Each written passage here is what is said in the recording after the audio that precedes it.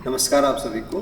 देखिए, ये हमारा प्लांट फिजियोलॉजी का सेकंड टेस्ट रहा था, जो काफ़ी इम्पोर्टेंट टॉपिक फोटोसिंथेसिस को कवर करता है। देखिए, कंपटीशन एग्जाम्स के अंदर फोटोसिंथेसिस बहुत ही इम्पोर्टेंट टॉपिक होता है और आप लास्ट पेपर्स पे जाएंगे तो भी आपको बहुत सारे क्वेश्चन यहाँ से मिलेंगे। हमने टेस्ट सीरीज में एक पूरा कोशिश ये किया है कि जो भी क्वेश्चन आप लोग यहाँ पे देखेंगे वो मोस्टली यूनिक क्वेश्चंस आपको मिलेंगे, यानी कि किसी और सोर्स में आपको इनकी जो अवेलेबिलिटी है वो बहुत ही कम रहेगी। एक तो क्या है कि जैसे क्लासेज में काफ़ी सारा कंटेंट आपका कवर हो जाता है, उसके बाद में क्वेश्चंस में भी कोशिश की जाती है कि थोड़ा और कंटेंट आपका अपडेट हो और एग्ज़ाम के रिगार्डिंग लेवल को भी उसी प्रकार से मेंटेन किया जाता है। तो टेस्ट के अंदर बेहतर क्वेश्चन अगर आपको मिलते हैं तो नो डाउट आप सिलेक्शन के बहुत करीब होते हैं और अच्छे मार्क्स ला के सिलेक्शन कराने का ये सबसे शानदार लॉजिक होता है कि आपको ज़्यादा क्वेश्चन से मतलब नहीं होता है, मतलब होता है अच्छे क्वेश्चन से। तो आपको अच्छे क्वेश्चन अगर मिल रहे हैं और आप उन पर रेगुलर काम कर रहे हैं तो आपकी कॉन्सेप्ट भी अच्छी हो जाती है और आप इन फ्यूचर अच्छे मार्क्स भी गेन कर पाते हैं। देखो, बाकी सभी स्टूडेंट्स के लिए हमारा ये जो टेस्ट था उसका एक सिलेक्टेड क्वेश्चंस का हमने पार्ट रखा था, वो फ्री टेस्ट के रूप में अवेलेबल है। आई होप आप लोगों ने उसको अटैम्प्ट किया होगा, नहीं किया तो आप उसको अटैम्प्ट कर लीजिए। और डिस्कशन के अंदर भी हम डिटेल में सबको डिस्कस करेंगे। टेस्ट के बाद में भी आपको डिस्कशन में एक शॉर्ट डिस्क्रिप्शन अवेलेबल है, वहाँ से भी आप चीज़ों को समझ सकते हैं। बाकी कंप्लीट डिस्कशन जो है वो यूट्यूब के ऊपर अवेलेबल रहेगा और फाइनल जो क्लासेज हैं वो ऐप के ऊपर अवेलेबल हैं। हम चाहते हैं कि बहुत ही शानदार लेवल का एक प्रिपरेशन होना चाहिए, क्योंकि जैसे ही आपके पास एग्ज़ाम का नोटिफिकेशन आए तो उसके बाद में आप तैयारी करें, उससे बेटर है कि आप उससे बहुत पहले एक अच्छे लेवल पे चल रहे होते हैं तो सिलेक्शन के चांसेस बहुत ज़्यादा होते हैं। तो इन सभी चीज़ों को ध्यान में रख के ये पूरा फर्स्ट ग्रेड बायोलॉजी के लिए हमारा कोर्स चल रहा है, तो आई होप आप लोग डेफिनेटली इससे अपना पूरा फ़ायदा उठाएंगे। तो चलिए अपन बात करते हैं हमारे टेस्ट डिस्कशन के बारे में। तो वन बाय वन करके अपन क्वेश्चंस की बात करेंगे। पहला क्वेश्चन जो था कि what fraction of total sunlight, कि टोटल सनलाइट का कितना परसेंट जो कि हमारी धरती पे पहुंचता है वो फोटोसिंथेसिस में यूज होता है। ये क्वेश्चन आपसे दो प्रकार से पूछा जा सकता है, जैसे यहाँ प्लांट फिजियो में आपसे पूछा गया है वैसे ही इकोलॉजी में भी पूछा जा सकता है, क्योंकि वहाँ पे भी जो प्लांट्स की प्रोडक्टिविटी है उससे ये चीज़ बहुत अच्छे से जुड़ती है। और डायरेक्ट फॉरवर्ड इसका आंसर होता है कि प्लांट्स टोटल सनलाइट का केवल 0.2% है वो फोटोसिंथेसिस में यूटिलाइज कर पाता है। अगला क्वेश्चन हमने क्लास के अंदर इसके बारे में बात भी की थी कि जब फोटोसिंथेसिस होता है तो पहला विजिबल कंपाउंड क्या बनता है। देखो, आपने मोस्टली पेपर्स में क्वेश्चन देखा, वहाँ पे जो पूछा गया हुआ है कि फर्स्ट स्टेबल कंपाउंड क्या बनता है। C3 का स्टेबल कंपाउंड क्या है, C4 का क्या है, कैम का क्या है। ये ऐसे क्वेश्चन जो बहुत ज़्यादा रिपीट हो चुके हैं, ऑलमोस्ट आपको वो पूरे मेमोराइज भी हो गए हैं। 12th से लेके MSc तक के सभी बच्चों को वो सब पता है। तो वो चीज़ जो आपको पता है वो तो आपका है ही है, उसके अलावा भी आपको चीज़ें एक नेक्स्ट लेवल तक तैयारी करनी होती है। तो फर्स्ट विजिबल कंपाउंड था, तो विजिबल कंपाउंड स्टार्च होता है, क्योंकि ये इनसोल्यूबल है। जो सोल्यूबल होते हैं वो तो आपको दिखेंगे नहीं, इनसोल्यूबल है वही दिख सकता है। तो जब फोटोसिंथेसिस में एक्स्ट्रा शुगर बनती है तो स्ट्रोमा के अंदर स्टार्च के ग्रेन्यूल्स बनते हैं जो विजिबल होते हैं। इसके बाद में अगला जो क्वेश्चन था ये सल्फर बैक्टीरिया से पूछा गया था कि सल्फर बैक्टीरिया भी CO2 को फिक्स कर सकते हैं, लेकिन वहाँ आपको बताना है कि किसके प्रेजेंस में ये काम होता है। तो अगर आप फोटोसिंथेसिस के हिस्ट्री के अंदर जो काम किए अलग साइंटिस्ट ने उनको आप देखेंगे तो वहाँ पे वॉर्निन का मेंशन आता है और उन्होंने सबसे पहले पता लगाया था कि जो ऑक्सीजन है वो पानी से आती है। तो नॉर्मल अपन जो मैकेनिज्म पढ़ते हैं उसमें वाटर यूज़ करते हैं तो ऑक्सीजन रिलीज होती है, लेकिन अगर हम बात करें कि सल्फर बैक्टीरिया तो वो H2S को यूज़ करते हैं और उनमें सल्फर के ग्रेन्यूल्स बनते हैं। तो सल्फर बैक्टीरिया भी कार्बन को एसिमिलेट कर सकते हैं, वहाँ पे वाटर की जगह पे जो इलेक्ट्रॉन डोनर है ना, ये इलेक्ट्रॉन डोनर है, क्योंकि जेड स्कीम में जो इलेक्ट्रॉन आते हैं वो पानी के होते हैं। तो right answer will be H2S। Then next था कि लेबल्ड ऑक्सीजन एटम्स, कि जैसे आपने ऑक्सीजन लिया तो नॉर्मल की बजाय आपने O18 ले लिया, तो आइसोटोपिक आपने इस्तेमाल किया है। तो लेबल्ड ऑक्सीजन एटम्स जो कि आपने CO2 में लिए हैं और वाटर में लिए हैं, तो वो आपको कहाँ मिलेंगे? तो देखो जो CO2 में आपने लिया है वो और वाटर में लिया है, तो लॉजिकली आपको सिर्फ इतना सा यहाँ पे अप्लाई करना था कि अगर आपने पानी के अंदर जो ऑक्सीजन लिया है तो वो तो कहाँ जाता है, वो तो अपना काम आएगा ऑक्सीजन जो गैस के रूप में रिलीज होती है।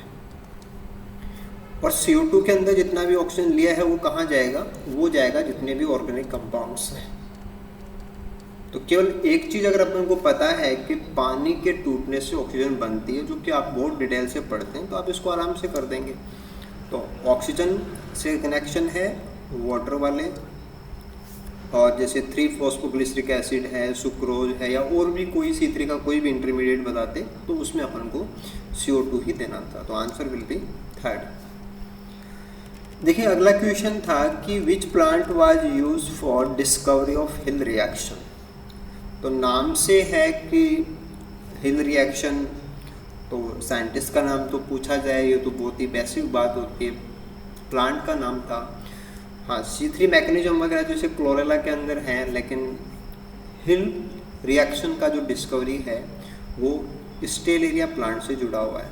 तो थोड़ा सा कोशिश किया गया कि जो जो टॉपिक आपने तैयार किए हैं उनमें नेक्स्ट लेवल की बातें क्या हो सकती हैं और क्या पूछा जा सकता है, इसके लिए आपको तैयारी करनी है। जैसे मोस्टली स्टूडेंट जो भी रिसोर्सेज यूज़ करते हैं, जैसे आप कोई भी कंटेंट आप रूटीन में जो कई बार इस्तेमाल हो चुका है उसी से आप तैयारी कर रहे हैं, तो मुझे नहीं लगता है कि बहुत सारे क्वेश्चन आपको उनमें से मिल पाएंगे। तो अच्छे क्वेश्चन इसलिए इम्पोर्टेंट हो जाते हैं।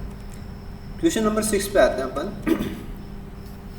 कि फोटोसिंथेटिक रिएक्शन सेंटर जो PS1 है, PS2 है, इनकी जो डिस्कवरी हुई थी वो रिएक्शन सेंटर कहलाते हैं। तो पहला जो रिएक्शन सेंटर खोजा गया था वो बैक्टीरिया में खोजा गया था। क्रिस्टलाइजेशन का मतलब होता है कि किसी चीज़ को अपन प्योर फॉर्म के अंदर आइसोलेट कर लें। तो क्रिस्टलाइजेशन का जो क्रेडिट है वो क्रेडिट जिस बैक्टीरिया से जुड़ा हुआ है दैट इज़ रोडोबैक्टर। तो नाम बहुत ही अच्छी तरीके से थे, क्लोरोबैक्टर, नाइट्रोबैक्टर, सल्फोबैक्टर। तो कन्फ्यूजन के हिसाब से बहुत अच्छा कन्फ्यूजन लेवल RPSC के क्वेश्चन में होता है, बट स्ट्रेट फॉरवर्ड आपको पता है तो आपका आंसर सटीक ही रहेगा। नेक्स्ट वन था कि क्वांटासोम की डिस्कवरी किनके द्वारा की गई थी। तो जहाँ तक मैं याद कर पा रहा हूँ कि RPSC कॉलेज लेक्चर के एग्जाम के अंदर एक क्वेश्चन पहले पूछा हुआ है, तो पार्क्स एंड बिगिंस ने इनका डिस्कवरी किया था। ऐसे अगर हम बात करें कि जो करेक्ट फॉर्मूला है क्लोरोफिल A के लिए ये क्या है, तो बहुत ही सिंपल क्वेश्चन था, काफ़ी एग्जाम्स में ये रहा हुआ भी है ना। जैसे सारे ही क्वेश्चन तो ऐसे नहीं डाले गए थे कि जो आप कर ही नहीं पाए, आपको पता ही ना हो। कुछ क्वेश्चन ऐसे होने भी चाहिए और टेस्ट में ऐसा जरूरी भी होता है कि स्टूडेंट का जो लेवल है वो तभी रहता है, वरना डिमोरलाइज हो सकते हैं स्टूडेंट। तो आप भी तैयारी करते हैं तो टफ क्वेश्चन भी आपके पास होने चाहिए, अच्छे क्वेश्चन भी होने चाहिए। तो this is KC 55 as 7205 and for MG, जो आपको अच्छे से पता भी है। इसके बाद में था कि कौन सा पिगमेंट असेसरी पिगमेंट नहीं है। तो रिएक्शन सेंटर में जो काम करते हैं वो मेन पिगमेंट होते हैं। रिएक्शन सेंटर के अलावा जितने भी हैं वो एंटेना मॉलिक्यूल्स हैं, वो जैसे जैंथोफिल है तो वो असेसरी है, क्लोरोफिल B है, कैटोन सब असेसरी है, लेकिन क्लोरोफिल A रिएक्शन सेंटर के अंदर काम करता है तो ये असेसरी में काउंट नहीं होगा।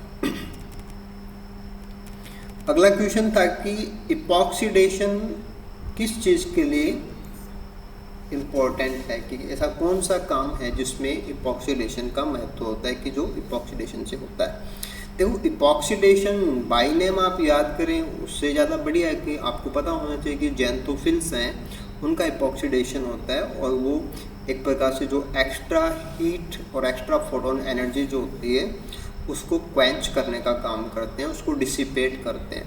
तो फोटो क्वेंचिंग इसका आंसर है। ये जो ज़ैंथोफिल पिगमेंट्स हैं वो फोटो क्वेंचिंग करते हैं, तो वहाँ पे ज़ैंथोफिल्स का जो इपॉक्सीडेशन होता है वो आपसे पूछा गया था। ऐसे अगला क्वेश्चन था कि इपॉक्साइड साइकिल है ना, मैंने क्वेश्चन के अंदर ये कोशिश की थी कि आपको साइंटिस्ट का नाम भी मिल जाए, क्योंकि बहुत यूनिक चीज़ है। आप ढूंढेंगे तो मुझे नहीं लगता है कि आपको किसी बुक के अंदर या किसी कंपटीशन बुकलेट के अंदर चीज़ मिलने वाली है। हाँ, इपॉक्साइड साइकिल इसकी खोज जाती है, फ्रिंज के को आप अलग से तैयार कीजिए, लेकिन ये था कि इसकी डिस्कवरी की किसमें गई थी, तो आंसर है यूक्लिना है ना। म्यूकर एक फंगस है, क्लोरेला इन सब से नहीं है, डायरेक्टली आपको याद करना है। अगला क्वेश्चन था कि सोरेट बैंड जो होते हैं उनका कनेक्शन कौन सी वेवलेंथ से है, राइट। तो बाई नेम एक यूनिक सा वर्ड आ जाता है आपके पास, सोरेट बैंड। तो एक्चुअल में क्या होता है कि हमारे जो क्लोरोफिल मॉलिक्यूल्स हैं वो ब्लू वॉयलेट लाइट जो होती है उसके अंदर जो एब्जॉर्प्शन देते हैं वो जिस पीक पे आता है उसको अपन सोरेट बैंड बोलते हैं, और ये 683 नैनोमीटर होता है। नेक्स्ट वन था कि इन ए एक्साइटेड क्लोरोफिल मॉलिक्यूल, देखो सोरेट बैंड का मतलब होता है कि जो क्लोरोफिल मॉलिक्यूल्स होते हैं ना, वो क्लोरोफिल मॉलिक्यूल्स पर्टिकुलरली जो विजिबल स्पेक्ट्रम होता है जिसको अपन विबग्योर बोलते हैं, उसमें से ब्लू वॉयलेट लाइट की जो रेंज होती है उसके अंदर जो एब्जॉर्बेंस देते हैं या उसको जो सोखते हैं, तो कौन सी वेवलेंथ की लाइट को सोखते हैं उसका नाम होता है सोरेट बैंड। तो वो होती है 683 नैनोमीटर की लाइट। हाँ, अगला क्वेश्चन था कि जब क्लोरोफिल मॉलिक्यूल एक्साइटेड कंडीशन में होता है तो उसके इलेक्ट्रॉन्स कौन सी अवस्था में होते हैं। हालांकि बहुत ही टिपिकल लेवल का क्वेश्चन है कि आप बुक्स में ढूंढेंगे तो बहुत मुश्किल हो जाएगा, बट आपको ध्यान देना है कि वहाँ पे ट्रिपलेट स्टेट के अंदर जो इलेक्ट्रॉन्स की जो स्पिनिंग होती है, स्पिनिंग के आधार पे दिया जाता है। तो ट्रिपलेट स्टेट के अंदर जो इलेक्ट्रॉन्स हैं वो एक्साइटेड स्टेट के अंदर एग्जिस्ट करते हैं। ठीक है, अगला क्वेश्चन था कि मोनोक्रोमेटिक लाइट। मोनोक्रोमेटिक का मतलब होता है सिंगल कलर, कि अगर आप एक ही कलर की लाइट यूज़ करेंगे तो वो मोनोक्रोमेटिक लाइट होती है, और वो भी अपन कौन सी यूज़ कर रहे हैं, 680 नैनोमीटर से बड़ी लाइट यूज़ कर रहे हैं। तो उससे क्या देखने को मिलेगा, उससे रेड ड्रॉप इफेक्ट देखने को मिलेगा, क्योंकि ये फार रेड लाइट अपन यूज़ कर रहे हैं तो उसका कनेक्शन रेड ड्रॉप इफेक्ट से है। तो टॉपिक तो आपका रेड ड्रॉप इफेक्ट होता है, लेकिन एक्चुअल में उसको एक डिफरेंट तरीके से पूछा गया था। सिमिलरली था कि what is correct for photosystem reaction centre. तो फोटोसिस्टम का जो रिएक्शन सेंटर जो कि क्लोरोफिल ए के मॉलिक्यूल वहाँ पे काम करते हैं उसको लेकर के सही बात अपन को बतानी थी। तो एक्चुअल में क्या है कि रिएक्शन सेंटर जो आप क्वांटासोम बनाते हैं तो उसका रिएक्शन सेंटर जो होता है वहीं से इलेक्ट्रॉन हैं वो आगे जेड स्कीम के अंदर जाते हैं। तो इलेक्ट्रॉन वो देता है, तो इलेक्ट्रॉन देगा तो कोई उसको रिसीव करेगा, तो जो इलेक्ट्रॉन देता है वो खुद तो क्या हो जाता है, ऑक्सीडाइज हो जाता है, और जो सामने लेने वाला है उसको क्या करता है, वो रिड्यूस करता है। तो उसका रिडक्शन पोटेंशियल जो होता है वो हाईएस्ट आप लेंगे। हाईएस्ट लाइट को सोखता है ऐसा कुछ नहीं है, लाइट तो सभी सोखते हैं। लोवेस्ट फोटोन एनर्जी कोई मतलब नहीं है। हाईएस्ट ऑक्सीडेशन पोटेंशियल कोई मतलब नहीं है। हाईएस्ट रिडक्शन पोटेंशियल होता है कि ये सामने वाले को रिड्यूस करता है। जब इलेक्ट्रॉन देगा तो खुद ऑक्सीडाइज होता है, सामने वाले को रिड्यूस करेगा। देन था कि कौन सी फीचर है जो फोटो सिस्टम सेकंड से जुड़ी हुई नहीं है, कि आपको चार में से वो ढूंढना है जो फोटो सिस्टम सेकंड के साथ में कनेक्ट नहीं होता है। तो फोटो डैमेज इनसेंसिटिव में इन गलत है, क्योंकि जब आप फोटो डैमेज की बात करते हो, जब हाई इंटेंसिटी लाइट की बात आती है तो फोटो प्रोटेक्शन के बाद में फोटो डैमेज का नंबर आता है। तो हमारा फोटो सिस्टम सेकंड ही अच्छे से डैमेज होता है। जो D1 प्रोटीन है वो फोटो सिस्टम सेकंड से ही जुड़ी हुई प्रोटीन होती है। तो फोटो सिस्टम सेकंड को ज़्यादा फर्क पड़ता है, तो वो इनसेंसिटिव नहीं है, वो सेंसिटिव है। तो गलत बात अपन को बतानी थी। अगला था कि सिंगल फोटोलाइसिस इवेंट। जैसे फोटोलाइसिस जो है वो एक्चुअल में पानी का होता है, कि पानी का जब फोटोलाइसिस होगा और वो भी सिंगल फोटोलाइसिस, तो उससे आपको क्या मिलेगा ना। वैसे क्या है कि टॉपिक है, लेकिन क्वेश्चन थोड़ा सा डाटा वाइज पूछा है, तो आपको ये पता होना चाहिए कि पानी के 2 मॉलिक्यूल जब टूटते हैं तो उससे 4 H+ निकलते हैं, 4 इलेक्ट्रॉन निकलते हैं और 1 ऑक्सीजन का मॉलिक्यूल निकलता है। ये जो 4 इलेक्ट्रॉन निकलते हैं ये Mn+4 को मिलते हैं, उससे Mn वापस ऑक्सीडेशन स्टेज 0 में जाता है ना। तो कितने सिंगल यील्ड्स है ना, कि एक बार अगर आप फोटोलाइसिस कराओगे तो उसमें आपको क्या मिलता है। तो आंसर क्या है, 1 मॉलिक्यूल ऑफ ऑक्सीजन। ये गलत मार्क हुआ, आप ध्यान देना। 1 मॉलिक्यूल ऑफ ऑक्सीजन। 2 एटम्स हैं लेकिन मॉलिक्यूल कितना है, 1 मॉलिक्यूल है। ओके, नेक्स्ट था कि which metal ion is important for photolysis of water. तो Mn काम में आता है। Mn की 0 से लेके Mn+4 तक की वैलेंसीज होती है ऑक्सीडेशन स्टेट, जिससे पानी का फोटोलाइसिस अपन समझते हैं। नेक्स्ट वन था कि फोटो सिस्टम फेस्ट जो है वो आपको मुख्यतः कहाँ मिलेगा ना, pressed region, non pressed region. तो मैंने आपको क्लास में भी ये चीज़ समझाई थी कि फोटो सिस्टम फेस्ट जो है वो 700 नैनोमीटर की लाइट को सोखता है। तो 700 की जो लाइट होती है वो आप पेनिट्रेशन के हिसाब से कैसे मानते हैं, 684 वाले से कमज़ोर होती है। पेनिट्रेशन उसका पुअर होता है। तो जो पुअर पेनिट्रेशन वाली लाइट है वो अंदर तक नहीं जा सकती, यानी कि जो अप्रेस्ड भाग होते हैं वहाँ नहीं जाएगी। जैसे आप क्रेनम बनाते हैं तो क्रेनम का जो अप्रेस्ड भाग है यहाँ वो लाइट जा ही नहीं सकती। तो ये वाली लाइट केवल कहाँ जाती है, बाहर जाती है। तो सारे थायरॉइड्स में लाइट जाएगी, तो फोटो सिस्टम फेस्ट वहाँ मिलेगा एक्सेप्टिंग अप्रेस्ड पार्ट। तो आपको अगर फ्रेट चैनल लेना है वो ले लीजिए, इंटरक्रेनम चैनल लेना है वो ले लीजिए, अप्रेस्ड पार्ट को छोड़ दीजिए बस। तो एक्सेप्टिंग अप्रेस्ड पार्ट हर कहीं पे मिल जाएगा। अप्रेस्ड वाले भाग के अंदर मेनली कौन होगा, फोटो सिस्टम सेकंड होगा। अगला क्वेश्चन था कि what is correct for photo system second, कि फोटो सिस्टम सेकंड को लेकर के आपको सही बात बतानी है। तो ऑप्शंस को आप देखेंगे कि participate in cyclic and non cyclic electron flow.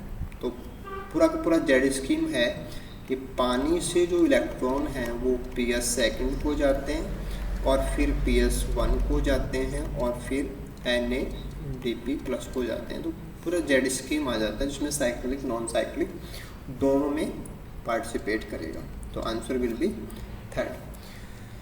तो ये हमारा जो फर्स्ट वीडियो है उसमें हमने स्टार्टिंग के 20 क्वेश्चंस आपके साथ डिस्कस किए। आई होप जो भी पॉइंट्स हैं वो आपके क्लियर हुए होंगे और नेक्स्ट क्वेश्चन को अपन अगले वीडियो के अंदर डिस्कस करेंगे। तो आप चैनल के ऊपर इनको बिल्कुल से अपडेट मैनर के अंदर मिल जाएंगे आपको, जहाँ से आप अपनी तैयारी को कंटिन्यू कर सकते हैं। टेस्ट भी आप रेगुलर दीजिए और अपडेट करने के लिए आप वीडियो को ज़रूर से यूज़ कीजिए। चैनल को लाइक कीजिए, शेयर कीजिए। डेफिनेटली राजस्थान का नंबर 1 कंटेंट आपको प्रोवाइड रहेगा। और स्पेसिफिकली जो मेन चीज़ होती है कि डाउट्स आपके नहीं रहने चाहिए, तो बहुत ही इफेक्टिव तरीके से हम पूरी कोशिश करेंगे कि आपके डाउट्स हैं वो ना रहें और एक बेहतर कंटेंट आपकी तैयारी में हमेशा जुड़ता रहे। Thank you so much.